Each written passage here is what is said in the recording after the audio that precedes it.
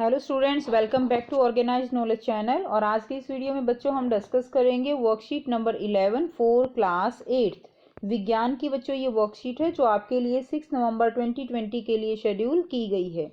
आज की वर्कशीट में हम धातुओं के अन्य कुछ भौतिक गुण धर्मों के बारे में जानेंगे। लास्ट जो वर्कशीट थी उसमें हमने पढ़ा था धातुओं के अधात्वर्धता गुण के बारे में, तन्यता, उनकी कठोरता के बारे में। आज हम कुछ और बच्चों उनके भौतिक गुणों के बारे में जानेंगे। तो पहला भौतिक गुण धर्म क्या है? ध्वनिक। तो ध्वनिक क्या होती है? आपने देखा है कि मंदिर में जो घंटी बजती है या स्कूल की जो आपकी घंटी होती है, ठीक है, उससे क्या उत्पन्न होती है? ध्वनि उत्पन्न होती है। सो यही जो प्रॉपर्टी है, ये गुण धर्म है, ये क्या कहलाता है? ध्वनिक कहलाता है। धातुओं से बनी वस्तुओं को जब कठोर सतह से टकराया जाता है तो एक रिंगिंग ध्वनि उत्पन्न होती है, इसलिए धातुओं को ध्वनिक कहते हैं। एक चम्मच से स्टील के गिलास व लकड़ी के दरवाजे पर चोट करें और दोनों की ध्वनि को सुने और अंतर करें। तो बच्चों आप एक चम्मच से एक स्टील के गिलास और दरवाजे पर उसको जो है चोट करके देखें, मार कर देखें, तो आप दोनों की ध्वनियों में अंतर आप बता सकते हो। नेक्स्ट देखिए, विद्युत का सुचालक और कुचालक। तो सुचालक और कुचालक क्या होते हैं? इस गुण को हम एक गतिविधि के द्वारा समझते हैं। बैटरी, बल्ब और तार को दिए गए चित्र के अनुसार जोड़कर परिपथ बनाएं। परिपथ के ए व बी सिरे को जोड़कर देखें कि बल्ब जलाया नहीं। तो जब आप ए और बी सिरे को जोड़ेंगे तो बल्ब जो है वो जल जाएगा। अब हमें क्या करना है? अब हमें बारी बारी से तालिका में दिए गए पदार्थ उनको जो है जोड़कर देखना है कि बल्ब जलेगा या नहीं। अगर जलता है या नहीं जलता है तो वो हमें ये तालिका पूरी करनी है। तो इसमें देखिए बेटा, पहले क्या दिया गया है? लोहे की कील। तो लोहे की कील को हम, जैसे ये चाबी जोड़ी गई है, ऐसे ही लोहे की कील को जोड़कर देखेंगे तो आप देखेंगे कि बल्ब जो है वो जल जाएगा। तो यहाँ पर मैं यहाँ पर लिख रही हूँ बल्ब दीप्त हुआ 1 नंबर और नहीं हुआ 2 नंबर। तो जो भी है बेटा आप इसके सामने लिख दीजिएगा। तो देखिए, लोहे की कील से बल्ब जो है वो दीप्त हो जाएगा, तो नंबर 1। कोयले से बेटा ये दीप्त नहीं होगा, नंबर 2। एल्यूमिनियम तार ये इससे हो जाएगा 1, ठीक है। और तांबे की तार इससे जो भी हो जाएगा, तो मैं यहाँ पर 1 लिख रही हूँ। आप सामने इसके लिख दीजिएगा दीप्त हुआ या नहीं हुआ।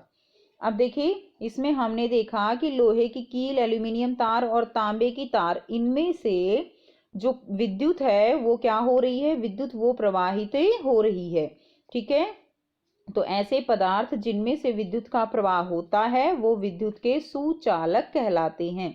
और इसके विपरीत जिन पदार्थों में विद्युत का प्रवाह नहीं होता वो क्या कहलाते हैं? वो विद्युत के कुचालक कहलाते हैं।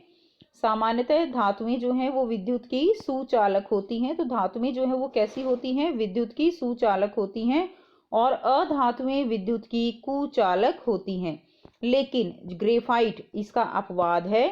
ग्रेफाइट जो ऐसी अधातु है जो विद्युत की सुचालक है, ठीक है। ग्रेफाइट की रॉड होती हैं जो सेल के अंदर, बेटा आपने कभी सेल को तोड़ के देखा हो तो उसमें कुछ इस तरह की कैप के साथ एक रॉड मिलती है जो कार्बन रॉड होती है। इसके अलावा आपकी पेंसिल के सिक्के में भी ग्रेफाइट होता है और वो विद्युत का सुचालक है। नेक्स्ट गुणधर्म हम पढ़ेंगे ऊष्मा चालकता के बारे में।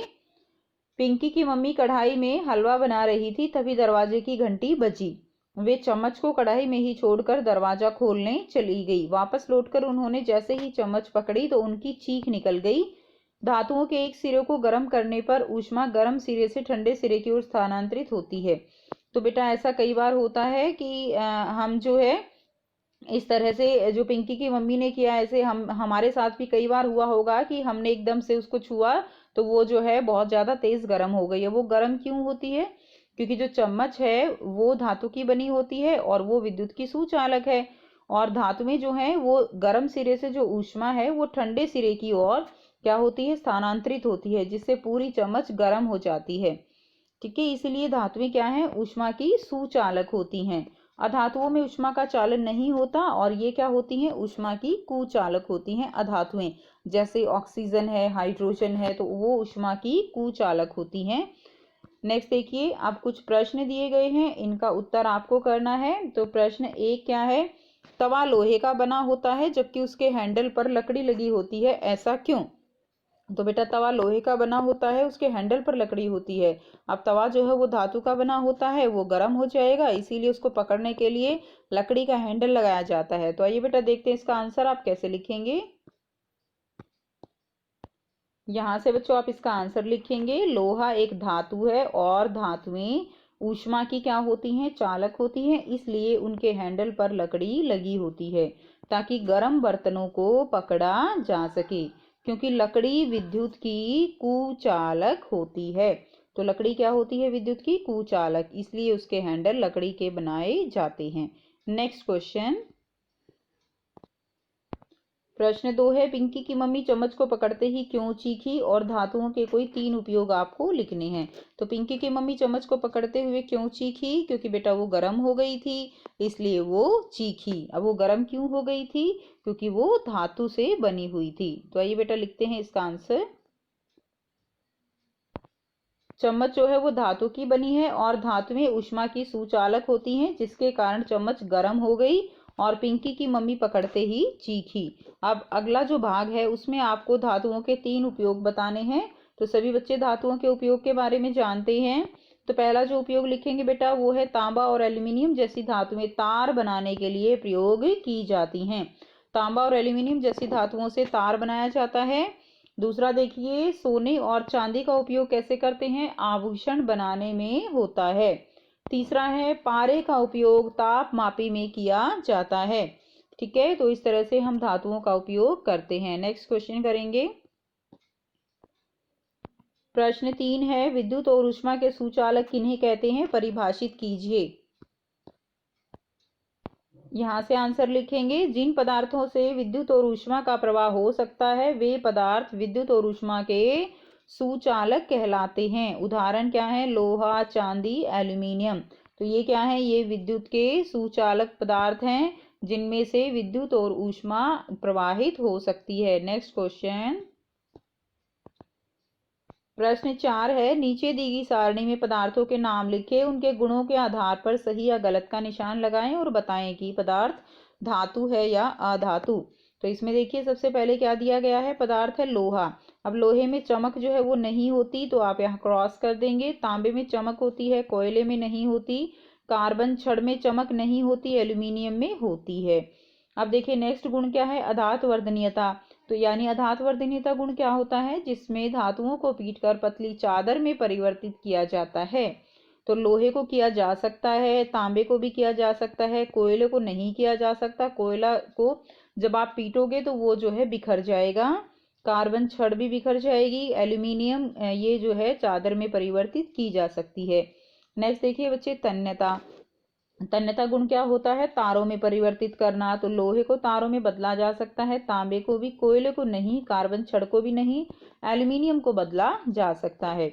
अब हम करेंगे नेक्स्ट, ध्वनिक। ध्वनि किससे उत्पन्न होगी, लोहे से उत्पन्न होगी, तांबे से होगी, कोयले से और कार्बन छड़ से नहीं होगी, एल्यूमिनियम से होगी। ऊष्मा के सुचालक और विद्युत के सुचालक देखिए, ऊष्मा के सुचालक लोहा होगा, तांबा भी होगा, कोयला नहीं होगा, ना कार्बन छड़ होगी। एल्यूमिनियम जो है वो भी ऊष्मा का सुचालक होगा।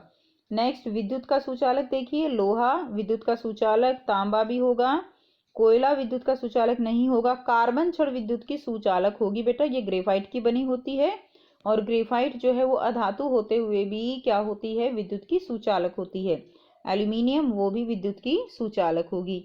नेक्स्ट देखिए, धातु अधातु। अभी आपको बताना है ये कौन सी धातु है, कौन सी अधातु है। तो ये धातु पे नंबर 1 और धातु पे नंबर 2। तो यहाँ इसके सामने आप लिख दीजिएगा। अब लोहा क्या है, धातु है। तांबा भी धातु है, नंबर 1। कोयला धातु नहीं है, नंबर 2। कार्बन छड़ भी अधातु है, नंबर 2। एल्यूमिनियम धातु है, नंबर 1। ठीक है बेटा, तो इस तरह से आपको ये टेबल जो है कंप्लीट करके अपनी कॉपी में करनी है और अपनी टीचर से ये वर्कशीट आपको चेक करवाने के लिए सेंड करनी है।